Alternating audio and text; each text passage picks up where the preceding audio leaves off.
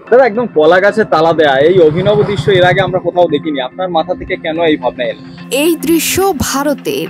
চোরের ভয়ে কলা গাছে লাগানো হয়েছে তালা। তাও যিনি তালা লাগাচ্ছেন তিনি আবার যেন তেন কেউ নয়, সাবেক বিএসএফ সদস্য, যিনি অস্ত্র হাতে ভারত, পাকিস্তান কিংবা চীন সীমান্তের কঠিন পরিস্থিতি সামলেছেন। তিনি ভারতের ভেতরে নিজ বাড়িতে চোরের ভয়ে সামলাতে পারছেন না নিজের কলা বাগানি। এমনই বিপদে পড়েছেন রফিকুল ইসলাম। তিনি অবসর নিয়েছেন ভারতের সীমান্তরক্ষী বাহিনী বিএসএফ থেকে। বাড়িতে এসে স্বাবলম্বিতা অর্জনের জন্য কলা বাগান করেছেন। এখন সেই কলা গাছ পাহারা দিতে গাছে লাগাতে হচ্ছে তালা চাবি। স্যার, আমি তো 2019-এ, তার আগে আমি সেনাবাহিনীতে ছিলাম। ডিফেন্স বা সিকিউরিটি আমি ভালো বুঝি। 2019-এ অবসর নেওয়ার পরে বাড়িতে এসে চাষবাস শুরু করি। সীমান্ত সামলাতে পেরেছিলেন রফিকুল ইসলাম, কিন্তু কলার কাঁদিতে দিয়েছেন লোহার বেড়া। শুধু তাই নয়, দিয়েছেন তালাও।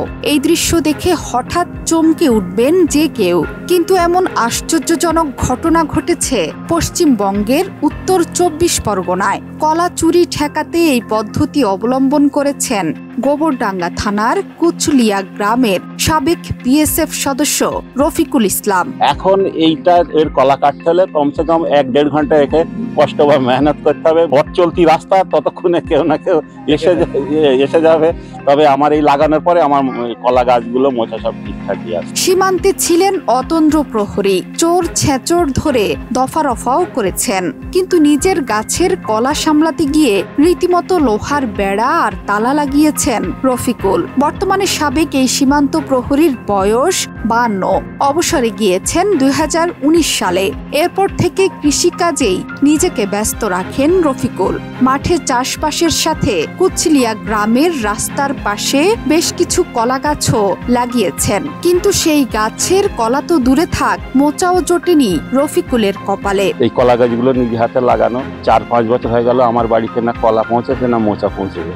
তাই চিন্তা ভাবনা করতাম যে একে কিভাবে সিকিউরিটি দেওয়া যায়। চুরি আটকাতে অভিনব পথ বেছে নিলেন রফিকুল। কলা গাছের সাথে বাঁশ বেঁধে তার সঙ্গে টিন এবং শেকল দিয়ে তালা দিয়ে মুড়ে ফেলেছেন আস্ত গাছ।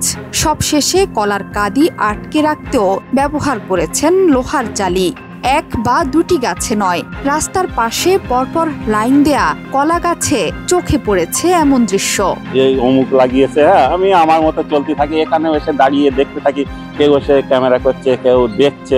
এখন দেখছি ওই কলা গাছে বাঁশের বাঁশ দিয়ে গোড়ায় পুঁতে, গোড়ায় একটা চিকল দেওয়া, মাথায় একটা চিকল দেওয়া, আগায় বাঁশের সাথে কলার কাঁদির সাথে চিকল দেওয়া। কখনো এই ছবি আমি আমার জীবনে আমি দেখি। চুরি ঠেকাতে রফিকুলের এমন উদ্যোগে হতবাক পথ চলতি সাধারণ মানুষও।